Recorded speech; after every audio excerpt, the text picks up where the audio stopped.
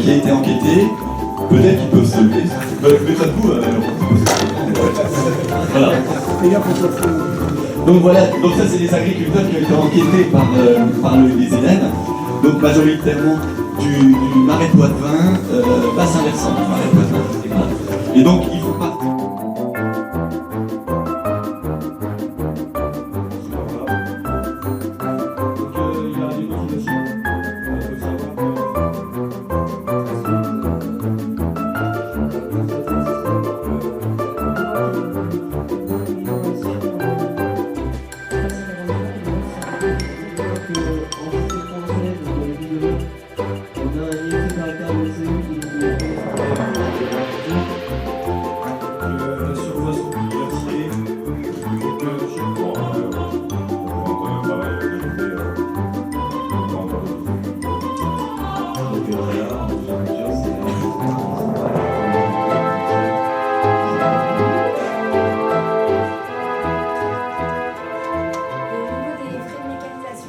Pour conclure, on a constaté une augmentation du temps libre, avec des baisses de temps sur le tracteur forcément.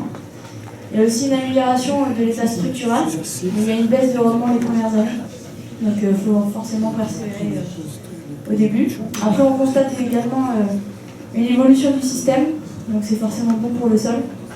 Il y a aussi une très bonne structure de sol et que les couverts améliorent la résistance à l'érosion. Donc ça aussi c'est très positif. Il y a une baisse de l'IFT et une baisse de consommation de fuel. Il y a également une norme PAC pour respecter la biodiversité, avec une augmentation du temps libre qui va avec. Donc voilà. Donc je tiens à remercier tous les agriculteurs d'être venus, et puis merci à mes collaborateurs pour la présentation.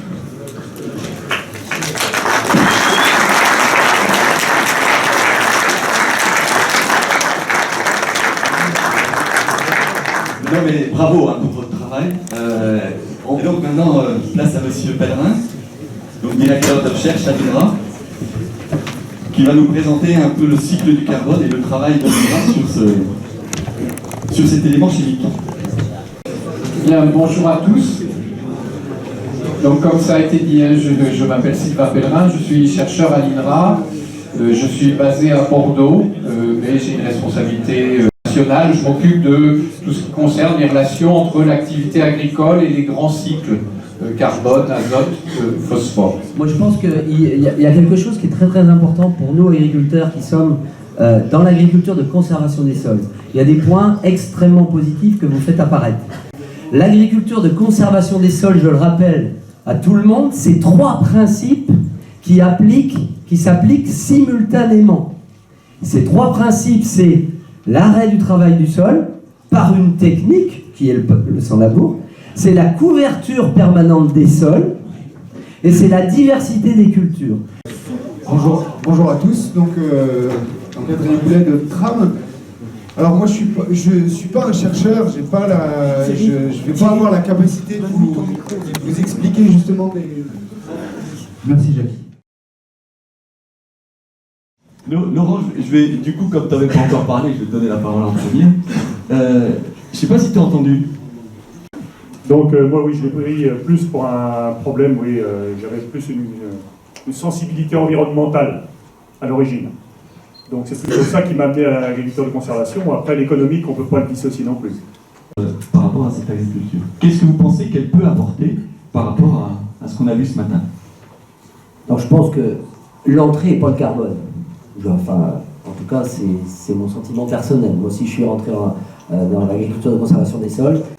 Déjà, c'est plus concret d'aller voir sur le terrain que d'en parler en classe, des fois, d'expliquer la théorie. Là, on peut échanger avec eux, voir vraiment comment ils mettent en place le suivi direct, la conservation du sol. Donc oui, ça nous a ouvert et on change un peu d'avis.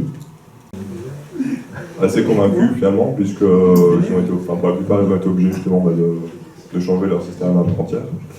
On a aussi vu justement, ça a permis, de fait de se déplacer, ça a permis de voir justement à quelles difficultés ils étaient confrontés. Complètement d'accord sur l'idée qu'il y a de l'innovation qui se fait sur le terrain et qu'il faut que des chercheurs aillent travailler dans ces systèmes-là parce qu'il passe des choses méritent d'être étudiés. Alors les gens qui ont participé à ce travail-là étaient essentiellement des gens qui affichaient quand même une volonté justement de maîtriser leur système. Merci à l'école d'agriculture d'avoir accepté de nous accueillir. Tout à l'heure, le président de l'école était là, Hervé. Ça nous fait plaisir à nous, responsables professionnels, qui des fois, on se fait un peu bousculer par la tradition et les institutions. Aujourd'hui, clairement, les choses bougent. Ils sont en train de bouger, c'est très fragile, et il faut le soutenir. À la fois pour vous, étudiants, il faudra que vous le souteniez dans ce que vous allez faire plus tard, et nous, professionnels, il faut qu'on continue à cet engagement-là.